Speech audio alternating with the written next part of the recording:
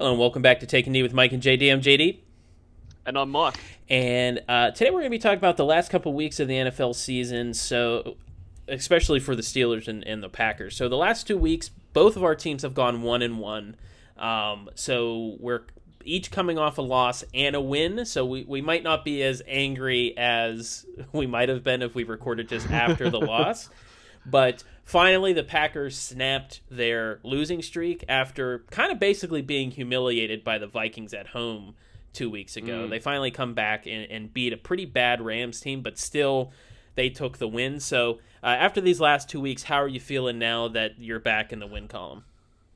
Oh, I mean, look, it's always better after a win, both just in terms of your general week, but doing these recordings as well. And I mean, yeah, I'm pretty realistic about it was a pretty bad Rams team we beat, but for me this season now is, I mean, obviously we're not playing in the postseason, that kind of stuff, but this season is just about seeing improvements, and I definitely saw some improvements in this game. I think there are some things like I feel like we're definitely in a rebuild now. I mean, trading out Rasul Douglas, who we'd only just re-signed, and is our best um the best veteran there. Like that's a clear signal that we're rebuilding, which is I'm fine with, to be honest. But we just just need to use the rest of the season to see what pieces work and can be built on, and what pieces need to go. And it's funny, like you see comments from around the grounds of the other Packers fans and that, and a lot of them want us to tank to get a better draft pick and that. I mean, I never think tanking's a good idea. At the end of the day, you want to win games, and you got to worry about what that does to the culture and that moving forward. If an organisation actively tanks, because you're basically saying to your players it's fine to quit. Right. And I mean, we're still going to get a pretty good, a pretty good draft pick, because but I think just really the focus has to be is can we see enough from Jordan Love to know if he's the answer, or if this offseason we're needing to draft another quarterback, or try to get a more established quarterback on the open market, that kind of thing.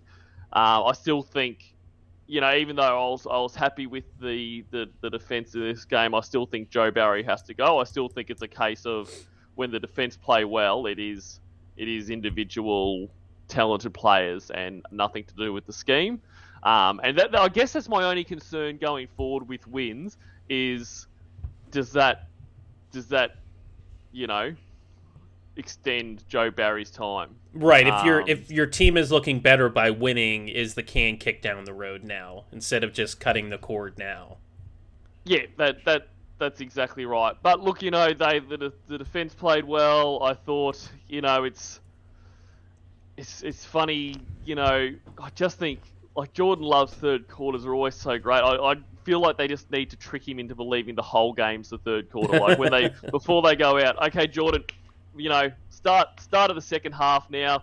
We've got to go out there. The score's locked up, and you'd be like, pretty sure the game hasn't started. No, it definitely has. You did catch a hit in that first half there, so maybe you're a bit shook up. But get out there, it's the third quarter, let's go. Yeah, I don't know what happens. TJ Watt slammed you into the ground, so it's already the second half. Exactly. But I mean, our O-lines are still a really big concern. But I did think that did play a bit better, and they actually started using Aaron Jones, and it's that kind of thing. You go, wow, when you get your best running back and one of your best players on the offense the ball more, good things happen. Who would have thought? But overall, I thought it was a pretty good game, and yeah, it was nice to get the win. Especially when you don't have a win for a while, it feels a lot better. Yeah, they were. What was it? Was it four in a row? It was, Yeah, yep. 4 in a row. So basically a month. You hadn't seen winning football for a month. So, you know, right now, And sorry, just my last call. That last play, the touchdown for Luke Musgrave's first touchdown. Like, geez, that was, and that, like, why don't we see that more? Because that was such a good play design. Just the way that Dylan and Jones like split out at the same time.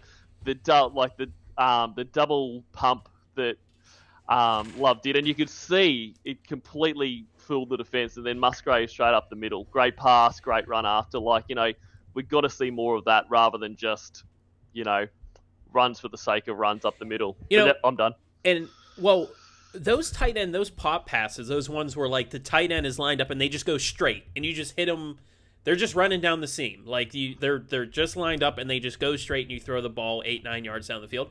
I was watching, like, older Steeler games from, like, the late 2000s and stuff. They were doing that stuff with Heath Miller all the time, and the Kansas City Chiefs do it with Travis Kelce all the time. Those plays work. You split everybody out, and your tight end is wide open in the middle of the field. It'll get you 8 yards. Like, it is frustrating. Like, speaking of, when you said that, that just reminded me, like, I love those kind of plays, those kind of tight end plays. And for play calls, they had Matt Canada come down. He was actually on the field last game, Thursday, against Tennessee. So he wasn't up in the stands. He was down there with his players, which that way he could talk to all the players, I guess. But he definitely called a better game than I've normally seen from him. The offense just worked much better, and they scored a first possession touchdown. That's so rare. The Steelers always go 3 and out on their first possession. It's opening kickoff, they get the ball. It's 4:12 remaining in the first quarter, and they're punting it away. They drove the ball down the field. Najee Harris looked good. Jalen Warren looked good. Kenny Pickett looked good, and they scored. And they did give up the lead, but they never really.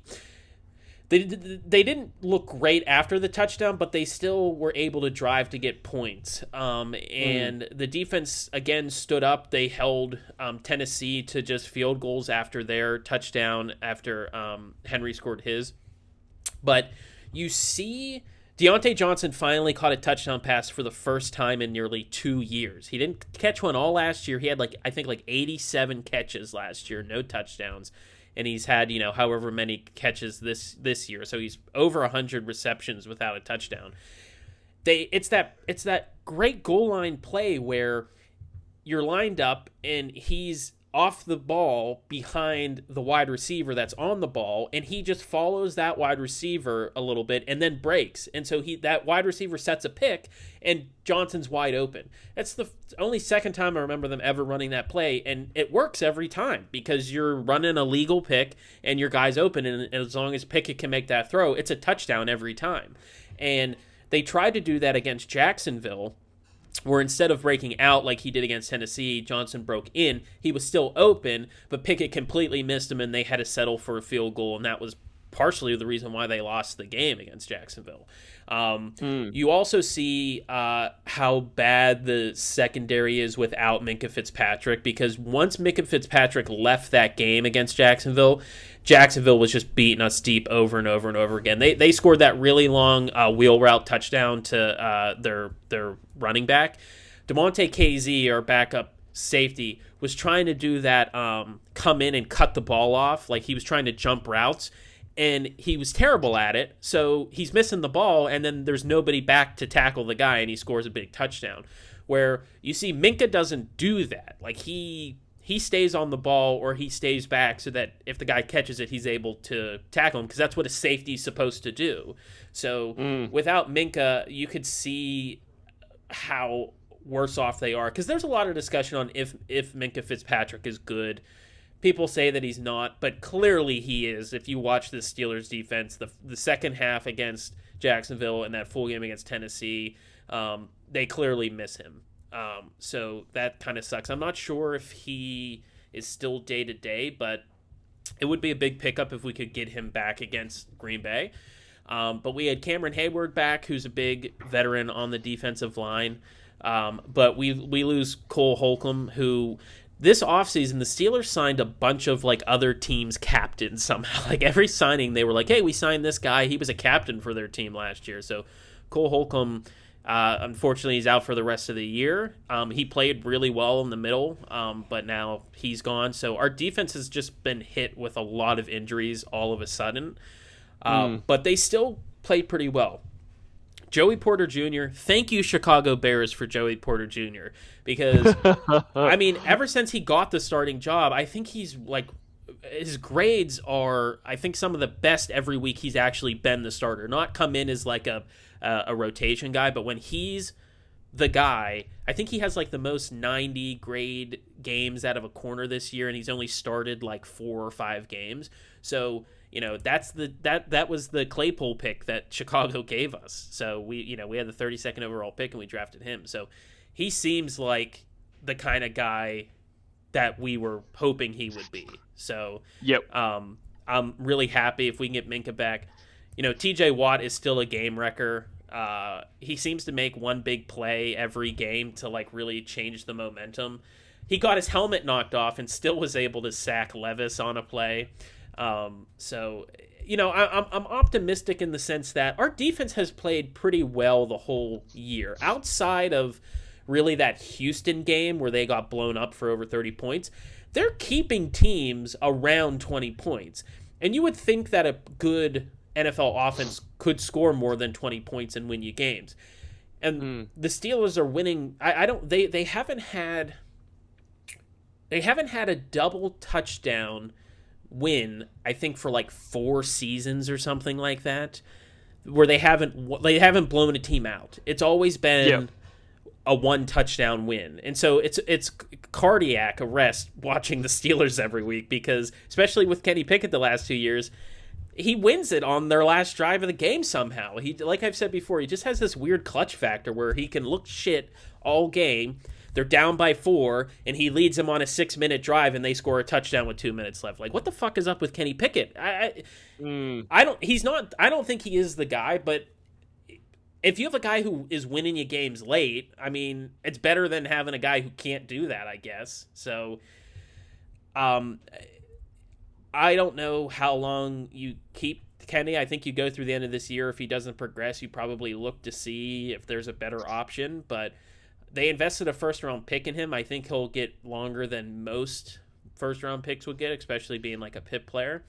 But I don't know. I'm excited. So this week we're playing each other. So Green Bay is at Pittsburgh. So like I kind of said before our recording, either Love or Pickett is going to look like a Hall of Fame quarterback in this game. One of those quarterbacks are going to have like a 3-touchdown performance, and it's so weird to say I don't know which one it'll be, because that's how the seasons are going, and you know, the Packers haven't been playing well, but the Steelers have a chronic issue of playing down to opponents, so to speak, like their record. So I think this should be a pretty, I won't say fun game to watch, but I think it'll be a good game to watch. I think it'll be a back and forth affair, but one of these quarterbacks is going to have their best game of their career this week. Yeah, like I think in a lot of ways the teams are like fairly evenly matched. Like there's a lot of similarity, not really similarities, but like it's like you say, like for instance with Pickett, like if it's a close game, if it's a 1-score game, you know, I think the Steelers, well, depending on possession, I think the Steelers will probably win, because what you know, Pickett does in, you know, well, as in your words, doesn't play well most of the game, but you know, is really clutch in the fourth quarter. You know, Love is in those kind of last possessions where you need it. Like Love hasn't shown that. Like, so if we're trying to score a touchdown to win, or if we're, say, you know, a touchdown, less than a touchdown ahead, I think it's a game that you guys will, like, in that moment, I'm probably going, okay, we've lost even before we've lost, you know what I mean? But yeah, I am scared for what TJ Watt might do to our O-line. This is the kind of game that I'm hoping he picks up some of those sacks he hasn't gotten the last couple of weeks. Like he's not, I wouldn't say the other teams have been doing well, but he hasn't been getting a ton of sacks. I mean, he's at 9.5 through half a season, so that's still averaging out to nearly 19 in a full season. But I'm hoping this is the game where he puts up like that 3 or 4 sack performance that you look and you go, holy crap, I think this might be that game because, the Packers line is not that good. So I'm thinking TJ might feast this week. Yeah, well, the play calling needs to be all about Love getting the ball out fast because that was a big That's what C.J. Stroud did in the Houston game against the Steelers defense. If you don't hold on to the ball, you won't get sacked and you move the ball. So Houston, that's exactly how Houston crushed the Steelers is they got the ball out. And you see other teams aren't doing that. Houston basically put the blueprint together on how to beat the Steelers defense, how it's constructed. So if Green Bay can do that, then they're in big trouble. That's it. Really, I think Love has looked the last couple of weeks, especially during the losing streak, undecisive. He's in his head too much about his reads and that, and he's wanting to wait for the perfect read. I think they just need to simplify it until he gets his groove in that. They need to simplify it in terms of here is your main read, here is a dump off point for you, and if your main read isn't coming open quick, just dump it off, because if you hold on to it, you might not survive the game. But by the same token, if he makes quick reads, gets the balls out fast, I think we can probably win because as you said, Houston kind of showed how to get around the Steelers' defense. But if you hold on to it, you'll die. Yeah. So I guess we'll get into who we think we will win when we make our game picks. But I'm excited for this game because I agree with you. I think that they're basically evenly matched teams. I mean, the Steelers are 5-3 and the Packers are 3-5, but they might as well be 4-4 essentially. They're about 500. So I think this should be.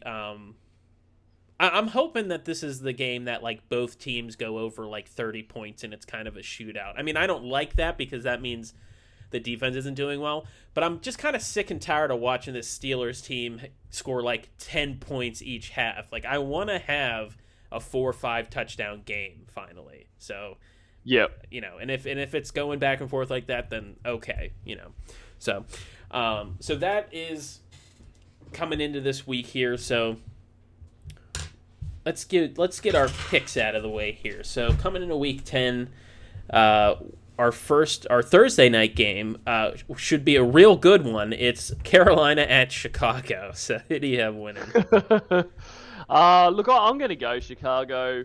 I think Carolina are pretty banged up, and they're on their defense, and they're not that good anyway. Not that the Bears are, but I don't know. I think you can flip a coin, but I'll go with the Bears as much as I would prefer the other result. Yeah, I mean, Bryce Young, the Panthers seem to have totally screwed up that pick. I mean, Bryce Young does not look good. He threw pick 6 last week. Chicago doesn't really have a quarterback either, with Field being hurt. I don't know when he's coming back, but... well, they didn't have a quarterback with Field being healthy either. Basically. Sorry. Yeah, I guess I'll it's kind of this... you don't feel good really picking either team, because they're both bad. But I will take Chicago in this one also. So next up, we've got Indianapolis at New England. New England isn't good. I mean, they're 2-7. And Indianapolis, Gardner Minshew has played pretty well, and Indy has a pretty good defense. And they just come off a road win in Carolina, so I think Indy goes into New England and takes a win.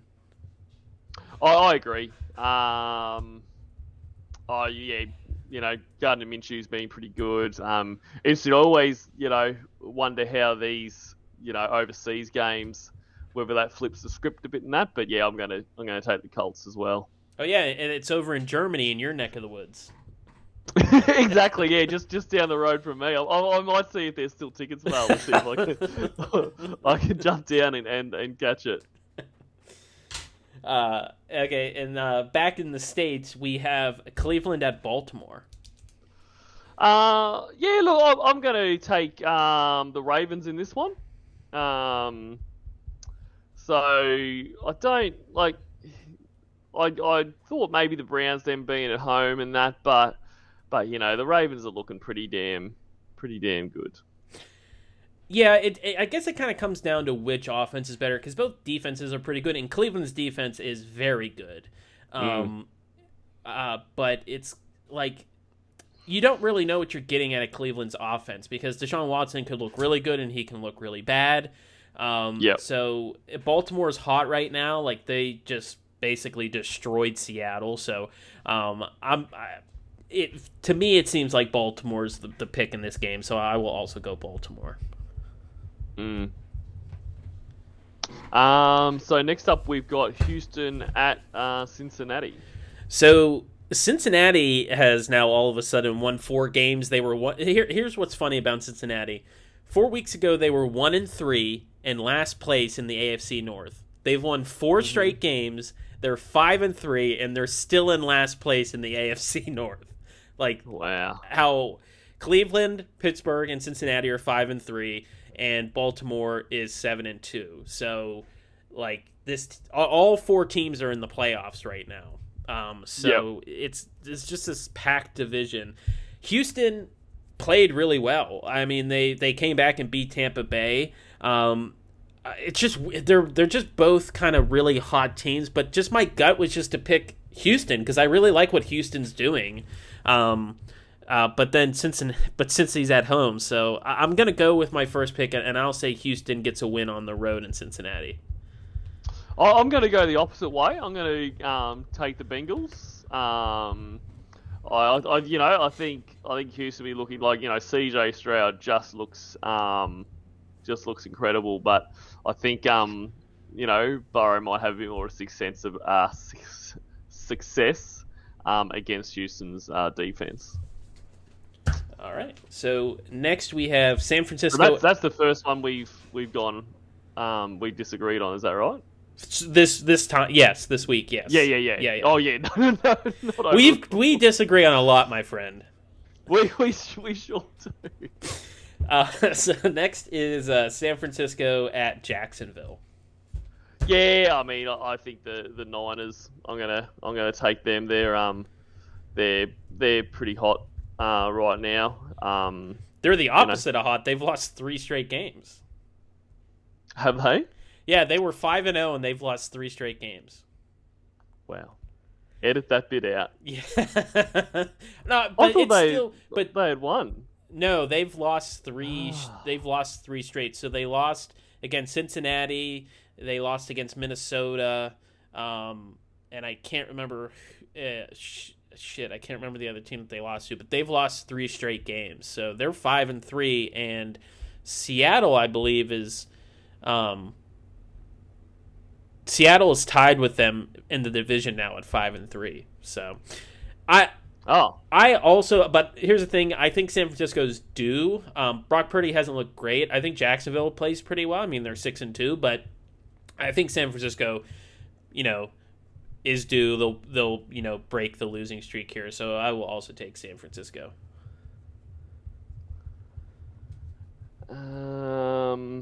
Is it my? Oh, here we are. So now New Orleans at Minnesota. Minnesota. I mean, they're completely hot. Josh Dobbs led them down to win. He's played pretty good this year for a bad Arizona team, and he comes into Minnesota in his first game and helps them win. New Orleans is fine, but I just can't pick against Minnesota right now. They just keep winning no matter who's at quarterback. So I'll take Minnesota. Yes, I'm begrudgingly going to do that also. All right, so the game of the week, the take-a-knee game of the week, is Green Bay at Pittsburgh. Oh, look, I've got to take Green Bay. Look, as we were saying before, I think this will be pretty close, but I think it'll come down to, for us to get the win, it's going to have to be really good play calling. It's going to have to be quick decisions from Love. But but I can't pick against them in this matchup, so I'm going to go with them. I think I know what your pick's going to be. It's going to be Green Bay. No, of course not. I will. I will say Pittsburgh. It's one of these ones that I'm just not sure who will win. It's not like a David versus Goliath or anything like that where there's a clear winner. I can see both teams winning, but when Kenny Pickett's in, they probably would have come back and beat Jacksonville if Kenny Pickett wasn't hurt in the whole second half of that game. And Mitch Trubisky came in and threw 6 interceptions. So Kenny wins, and I'm hoping that they, show out on offense now that they kind of got a little rhythm going. So, I will pick the Steelers.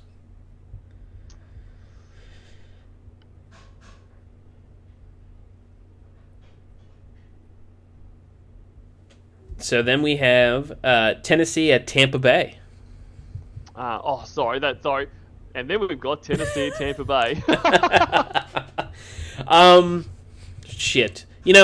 Tampa Bay has looked pretty okay. I mean, poor Baker Mayfield. Like I called him a loser before. He still is. He leads his team down to a dramatic touchdown, and then C.J. Stroud, just shits on him with his last-second touchdown to beat Baker. Baker just has dealt bad hands all the time. I mean, I still think he's a loser. I mean, he's lost 4 straight. Tennessee is okay. Levis has looked okay for them. They're both 3-5. I'll take Tennessee on the road. I think that they might beat this Tampa team. Look, I'm going to also take Tennessee. I don't feel confident either way. I don't feel confident with taking them, but I wouldn't have felt confident taking the Bucks either. So, all right, and then we have the Bird matchup. We have Atlanta at Arizona. I'll go Arizona. Please don't make me white that out. Are you seriously? You're taking Arizona? Yep, seriously. Okay, I will take Atlanta. Meanwhile, because I cannot remember the name of the Arizona quarterback last week because I think it was a Madden creative player. So, isn't it Clayton? Wasn't it like Clayton something? Yeah, Clayton Tone or Clayton Tune or something. Something like that. I mean, I thought that. I don't see a lot of Claytons around, do you? We know somebody who has an Uncle Clayt, but.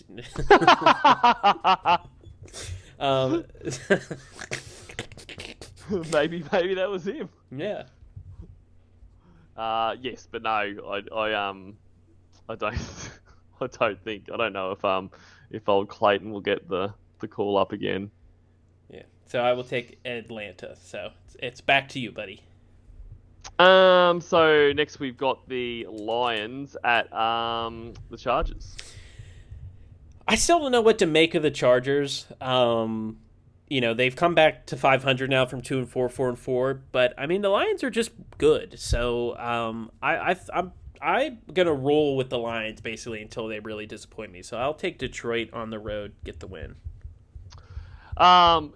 It's hard to pick against the Lions in most games at the moment. So I'm going to predict a full NFC North domination this round and take the Lions.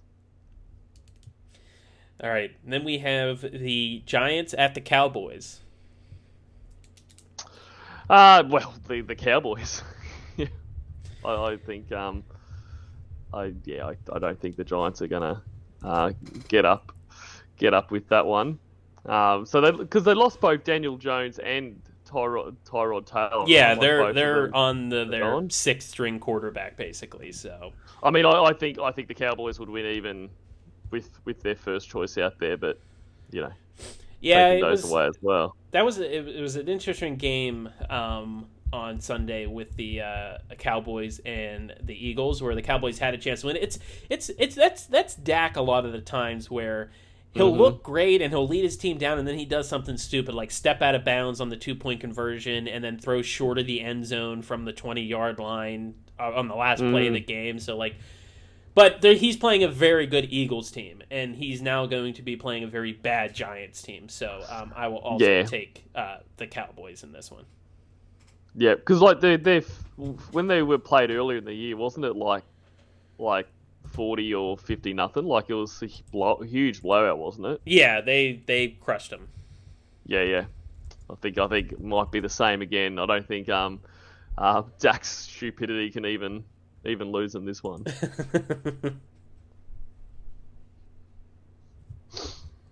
Then next up we have Washington at Seattle.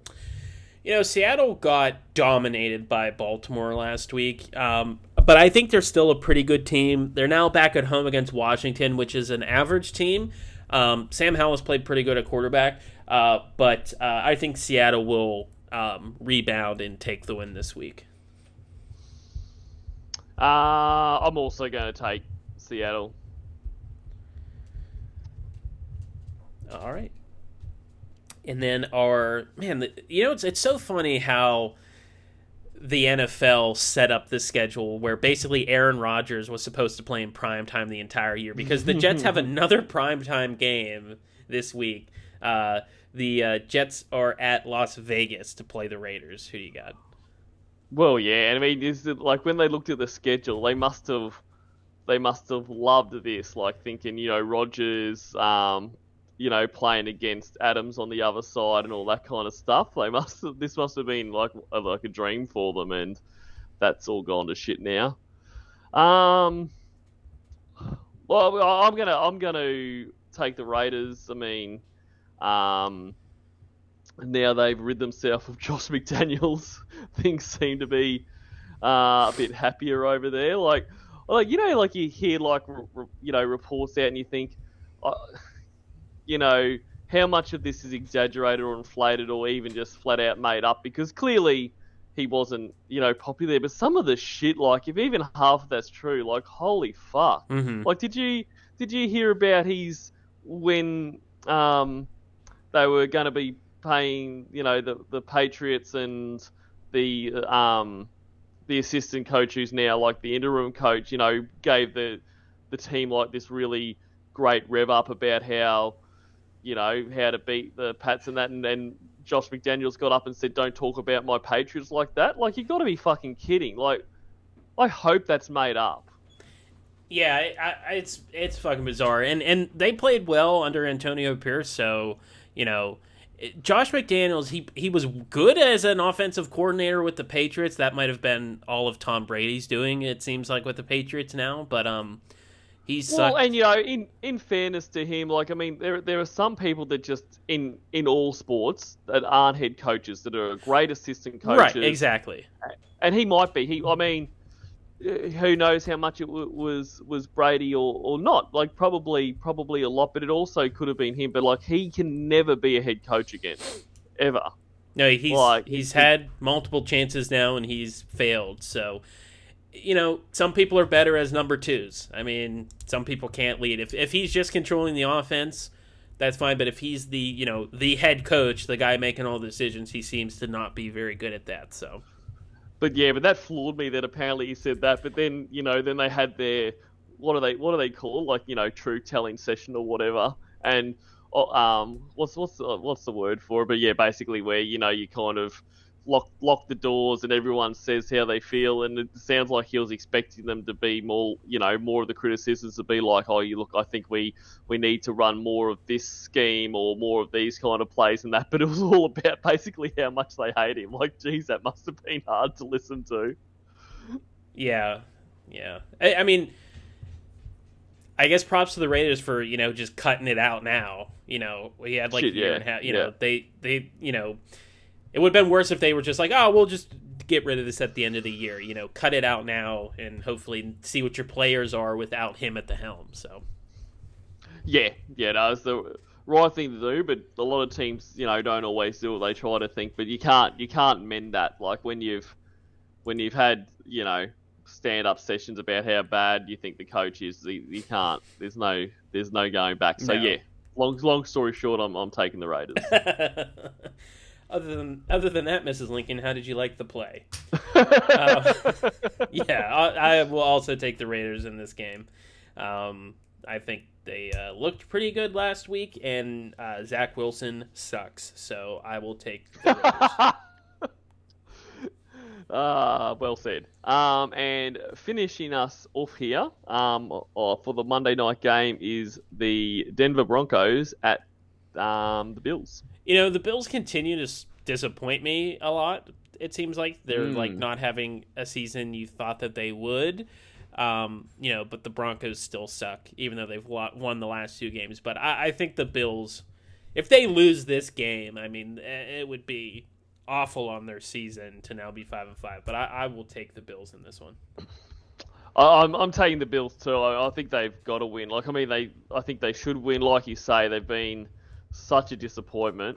But both for their season and both of their season in terms of the overall standings and also any kind of confidence going forward, they've got to beat the Broncos. Yeah, they need to keep pace with the Dolphins. They're a game behind in the division right now, but if they lose, basically if they lose and the Dolphins win, then that hole gets bigger. Then they're hoping for a wild card spot, but there's a lot of parity in the AFC right now where there's a lot of teams that are going to be vying for those 3 wild cards. So the Bills also want to make sure that they keep pace in the division to where that's another playoff spot that they're playing for, not just one of the wild card teams. So, all right. So that is our week. So please comment down below who you think is going to win this week or how you think your team's doing.